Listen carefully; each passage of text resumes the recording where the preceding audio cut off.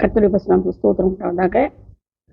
காலையில உமது கிருபையையும் இரவிலே உமது சத்தியத்தையும் அறிவிப்பதும் நலமாயிருக்கும்.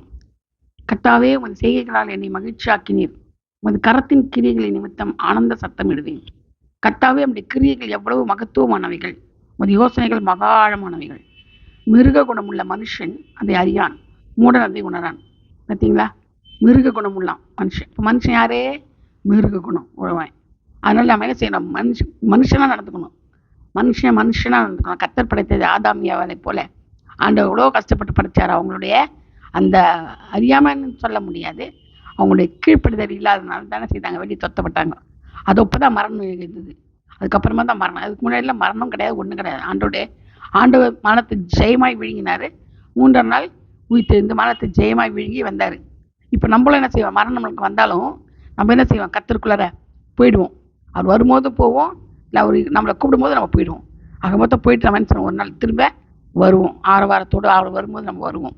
முதலாவது எழுந்திருப்பார்கள் சொல்லப்பட்டிருக்குது. அது மட்டும் இல்லை, மிருக குணமுள்ள மனுஷன் பாருங்க, அவன் கர்த்தாவே உம்முடைய செய்கைகளால் என்னை மகிழ்ச்சியாக்கினீர். அந்த கரத்தின் கிரிகள் நிமித்தம் ஆனந்த சத்தமிட. அந்த கரத்தின் கிரிகள் என்னச்சு? நம்ம ஆனந்த சத்தமிடணுமா, பாடணுமா. அது மட்டும் இல்லை, உமது கிரியைகள் எவ்வளவு மகத்துவமானவைகள், உமது யோசனைகள் ஆண்டவர் கொடுக்குற யோசனை பாருங்க, மக்கா பயங்கரமா இருக்கும். யாருமே சொல்லித்தர முடியாது. அந்த மாதிரி அழகு போல சொல்லி தருவாங்க நமக்கு. நம்ம என்னென்ன செய்யணும், இப்படி செய்யணும், அப்படி செய்யணும். எப்படி நோவாக்கு சொன்னார் பார்த்தீங்களா? பிழை இப்படி உண்டு பண்ண சொன்னார். எத்தனை ஜன்னல், எத்தனை கதவு, மிருகங்களுக்கு தனியாக, மனுஷனுக்கு தனியாக, எவ்வளோ மாடுகள் ஆடுகள் எல்லாம் மிருகங்களாம் வந்துச்சு, பாம்புலேருந்து எல்லாமே உள்ள கூப்பிட்டாரு. அப்போ பாருங்க, ஆண்டோடைய ஞானம் பாருங்க, சொல்லி முடியாது. அவருடைய அறிவு ஞானம் சொல்லி முடியாது. அதனால தான் மனுஷனுக்கு அந்த இதே கிடையாது, அவனுக்கு தெரியாது.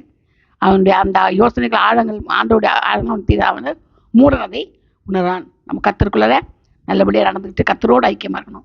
கர்த்தர் தாமே பாதுகாப்பாராக. ஆமென். அல்லேலூயா.